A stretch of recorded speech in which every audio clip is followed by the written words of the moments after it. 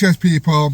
I keep getting asked about my thoughts and feelings towards Mohammed getting 16 years for killing Harvey in school. So I thought I'd talk a little bit about it, break it down and give you my point of view.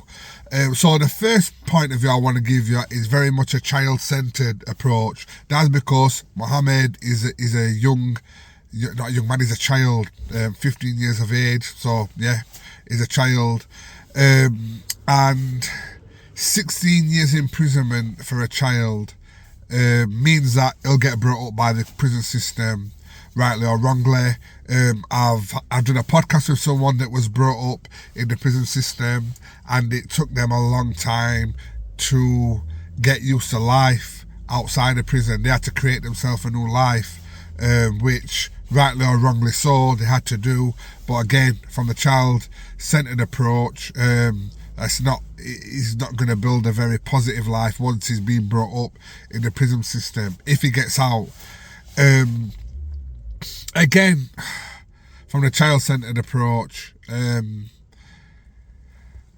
look at it like this. I like to look at it like this, like a process, like something being manufactured, like a young person, a bit like a car.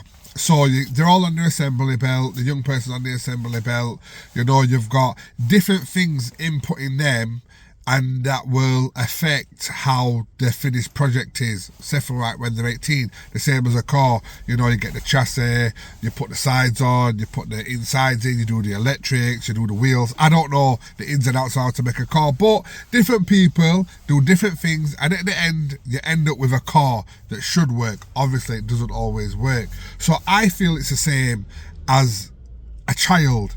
So, you know, as they're growing up, you've got the parents that influence, you've got nursery, you've got school, you've got other activities, you've got friends, you've got family, you've got all these things that are creating this person as they come across this belt. And then sometimes there are issues where interventions needed. So as well as school, you've got social services, you might have the police or whatever interventions they've got, you might have mental health or whatever interventions they've got, and then this kid is here at the end at 18 or whatnot. And I get the 16 years, I get it. I'll get deeper onto that in a minute, but I'm like, so he's made a mistake, rightly so. You know, people have to be accountable. That's a big thing with me, accountability. So we've got this child that's not out of the assembly line yet because he's not yet 18 or she's not yet 18. So we've got all these different people that are having an input to make sure that this young person doesn't make the wrong choices, is trying to keep out of trouble, etc, etc, etc. But for me, something's gone wrong. Something's gone wrong because the kid hasn't got to 18 yet. Therefore, there should be things in place that should have supported him while he was on this journey to adulthood. And obviously I've had conversations, I know about his upbringing, about, you know, the domestic abuse in the house, the violence, him not having a dad around, his mum suffering. These are all things that should have been stopped. Yeah, they should have been.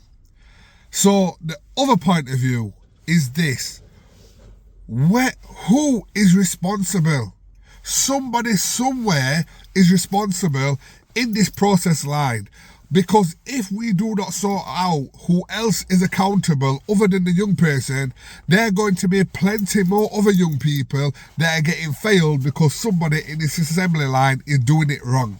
So that's what I would like from this. I would like somebody other than Mohammed, who's got his 16 years, to get some sort of accountability, whether it be the school because they didn't pick up on warning signs, whether it be the social services. I just want someone to say, look, we made a mistake here, we could have done better. That's all I would like, because we cannot let this happen again. And then obviously the final point of view is the sentencing in itself, not from a child-centered point of view. And for me, is 16 years enough?